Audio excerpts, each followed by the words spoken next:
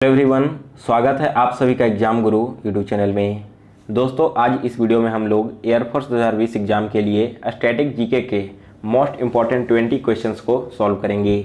आप सभी को मालूम है दोस्तों कि एयरफोर्स के एग्जाम में स्टैटिक पोर्शन एक इम्पॉर्टेंट टॉपिक है और यहाँ से 2 से 3 क्वेश्चंस हर साल पूछे जाते हैं। तो आप इस वीडियो को लास्ट तक देखिए। वीडियो के अंत में मैं आपसे एक प्रश्न भी पूछूंगा जिसका आंसर आप सभी को कमेंट सेक्शन में देना है। और इस वीडियो में इंक्लूड किए गए सारे क्वेश्चंस आपके एग्जाम को लेकर मोस्ट इंपॉर्टेंट है। सो आपको हर एक क्वेश्चंस को बिल्कुल ध्यान से देखना है, याद करना है। और अगर आप इन सारे क्वेश्चंस का पीडीएफ डाउनलोड करना चाहते हो तो पीडीएफ आपको हमारे टेलीग्राम ग्रुप में मिलेगा। टेलीग्राम ग्रुप का लिंक डिस्क्रिप्शन बॉक्स में दिया गया है। वीडियो स्टार्ट करने से पहले दोस्तों, एयरफोर्स 2020 एग्जाम के लिए करेंट अफेयर्स का मैंने एक ई बुक बनाया है। इस ई बुक में सारे इंपॉर्टेंट टॉपिक शामिल किए गए हैं जिससे पिछले 3 साल से क्वेश्चंस रिपीट हो रहे हैं।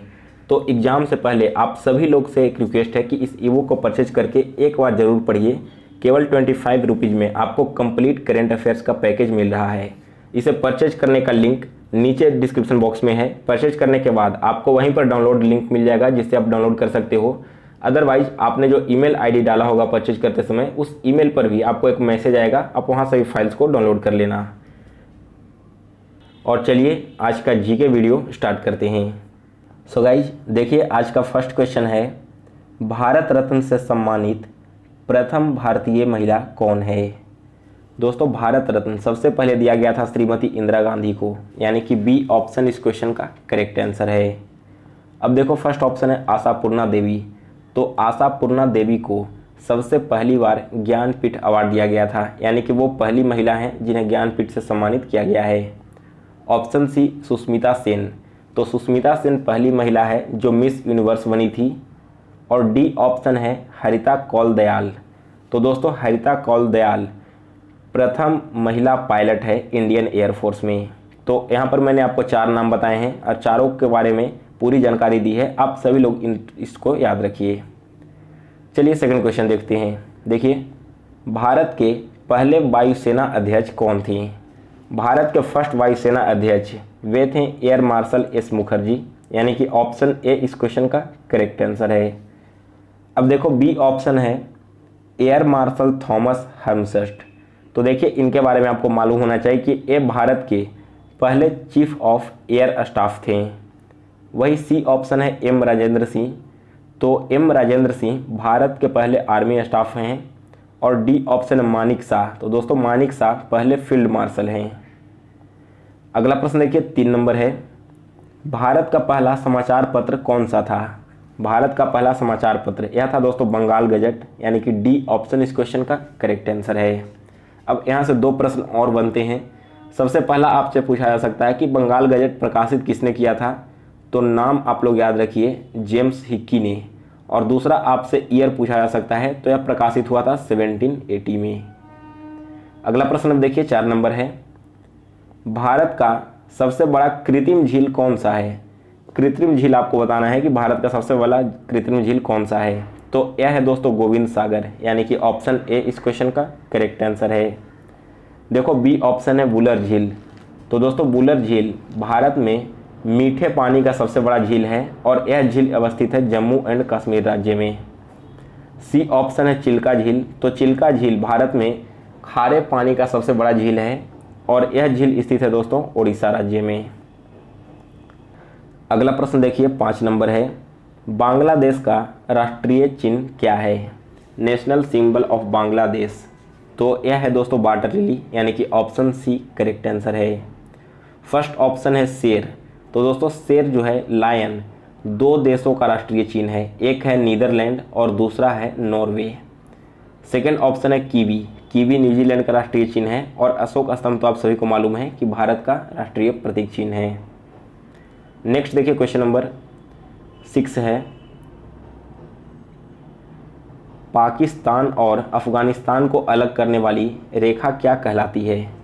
पाकिस्तान और अफगानिस्तान दोनों देशों को अलग करने वाली रेखा का नाम है डुरंड रेखा, यानी कि ऑप्शन ए करेक्ट आंसर है। बी ऑप्शन है मैकमोहन। तो दोस्तों, मैकमोहन रेखा इंडिया और चाइना को अलग करता है। ऑप्शन सी मेन रहीम रेखा, यह लाइन रसिया और फिनलैंड को अलग करता है। और डी ऑप्शन है मैगिनट रेखा, जो कि जर्मनी और फ्रांस को 2 भागों में विभक्त करता है। नेक्स्ट क्वेश्चन देखिए, क्वेश्चन नंबर 7 है, WTO की स्थापना कब हुई थी? WTO स्थापित हुआ दोस्तों 1995 में, यानी कि ऑप्शन सी इस क्वेश्चन का करेक्ट आंसर है। अब यहाँ से सबसे पहला प्रश्न बनता है कि WTO का फुल फॉर्म क्या होगा? आपसे एग्जाम में पूछा भी सकता है। तो WTO का फुल फॉर्म है दोस्तों वर्ल्ड ट्रेड ऑर्गेनाइजेशन, और अगर आपसे इसका हेडक्वार्टर पूछ लिया जाए तो आपका आंसर होगा जेनेवा में। WTO का हेडक्वार्टर जेनेवा में स्थित है। नेक्स्ट क्वेश्चन नंबर 8, विश्व युवा दिवस कब मनाया जाता है? यह सेलिब्रेट किया जाता है प्रत्येक वर्ष 12 अगस्त को, यानी कि बी ऑप्शन करेक्ट आंसर है। नेक्स्ट क्वेश्चन नंबर 9, भारतीय वायुसेना का पूर्वी कमांड का मुख्यालय कहाँ स्थित है? इंडियन एयरफोर्स का जो ईस्टर्न कमांड है इसका हेडक्वार्टर स्थित है दोस्तों शिलांग में, यानी कि ऑप्शन ए करेक्ट आंसर है।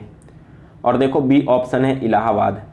तो इंडियन एयरफोर्स का जो सेंट्रल कमांड है ना, यानी कि केंद्रीय कमांड, वो स्थित है इलाहाबाद में, और कोलकाता में आर्मी का ईस्टर्न कमांड है, जो इंडियन आर्मी है इसका पूर्वी कमांड कोलकाता में है। Next question number 10, most important question है आपके एग्जाम के लिए, और पिछली बार जो एग्ज़ाम हुआ था एयरफोर्स में उसमें यह क्वेश्चन ऑलरेडी पूछा भी जा चुका है। तो देखिए क्वेश्चन क्या है कि थल सेना में जो मेजर का पोस्ट होता है ना, उस पोस्ट के समतुल्य वायुसेना में कौन सा पोस्ट होगा? तो दोस्तों अगर आप थल सेना में मेजर के पोस्ट को कंपेरिजन करें तो यह इक्वल है स्क्वाड्रन लीडर के एयरफोर्स में, यानी कि सी ऑप्शन इस क्वेश्चन का करेक्ट आंसर है।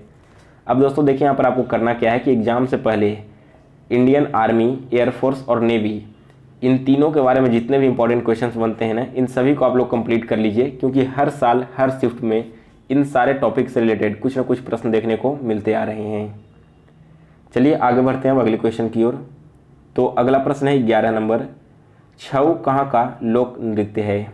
यह लोक नृत्य है दोस्तों झारखंड का, यानी कि डी ऑप्शन इस क्वेश्चन का करेक्ट आंसर है। अगला प्रश्न है 12 नंबर, देखिए नोबेल पुरस्कार की शुरुआत कब हुई थी? आप सभी लोग जानते हो कि हाल ही में नोबेल पुरस्कार की घोषणा हुई है, तो यह टॉपिक आपके एग्जाम के लिए मोस्ट इंपॉर्टेंट बन गया है। यहाँ पर देखो नोबेल पुरस्कार जो है यह शुरू हुआ था 1901 में अल्फ्रेड नोबेल के नाम पर, यानी कि ऑप्शन ए इस क्वेश्चन का करेक्ट आंसर है। और दोस्तों नोबेल पुरस्कार प्रत्येक वर्ष अक्टूबर के महीने में घोषित किया जाता है, और दिसंबर महीने में जिन लोगों का नाम इसमें शामिल होता है उन्हें बांट दिया जाता है। एक और इम्पॉर्टेंट क्वेश्चन देखिए नोबेल पुरस्कार से बनता है कि किस भारतीय को पहली बार नोबेल पुरस्कार मिला था? तो यह अवार्ड दोस्तों सबसे पहले दिया गया था रविंद्रनाथ टैगोर को 1913 में। तो इनका नाम और डेट दोनों आप लोग याद रखिए।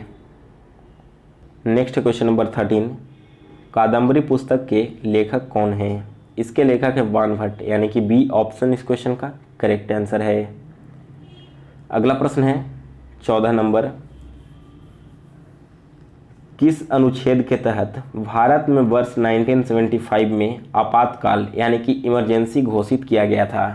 तो 1975 में जो इमरजेंसी लगी थी वह लगा था आर्टिकल 352 के तहत, यानी कि डी ऑप्शन इस क्वेश्चन का करेक्ट आंसर है। अब समझना यह आर्टिकल 352 कहता क्या है।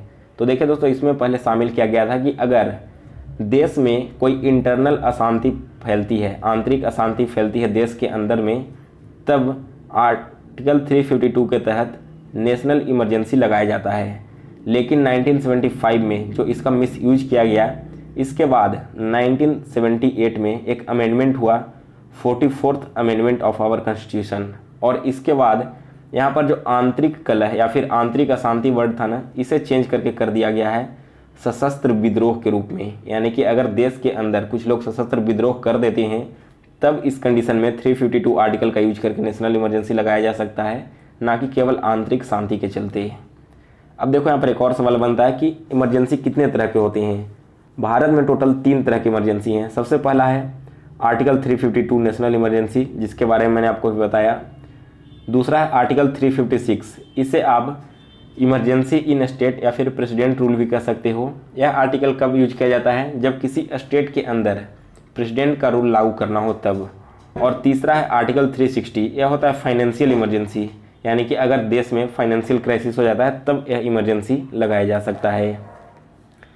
नेक्स्ट क्वेश्चन हम लोग देखते हैं। क्वेश्चन नंबर 15 है, न्यूजीलैंड की राजधानी क्या है? न्यूजीलैंड की राजधानी है दोस्तों वेलिंगटन, यानी कि सी ऑप्शन इस क्वेश्चन का करेक्ट आंसर है। और देखिए फर्स्ट ऑप्शन है ब्रुसेल्स, तो ब्रुसेल्स दोस्तों बेल्जियम की राजधानी है। कैनबरा राजधानी है ऑस्ट्रेलिया की और अंकारा राजधानी है टर्की की। अगला प्रश्न देखिए 16 नंबर, नहरों का देश किसे कहते हैं? यह कहा जाता है पाकिस्तान को, यानी कि बी ऑप्शन इस क्वेश्चन का करेक्ट आंसर है। नेक्स्ट क्वेश्चन नंबर 17 है, एयरबैग का आविष्कार किसने किया था? यह आविष्कार हुआ है एसन जोर्डनॉव के द्वारा, यानी कि सी ऑप्शन इस क्वेश्चन का करेक्ट आंसर है। नेक्स्ट क्वेश्चन नंबर 18, ग्रेवेलिया रोबस्टा का वैज्ञानिक नाम क्या है? किसका वैज्ञानिक नाम है ग्रेवेलिया रोबस्टा?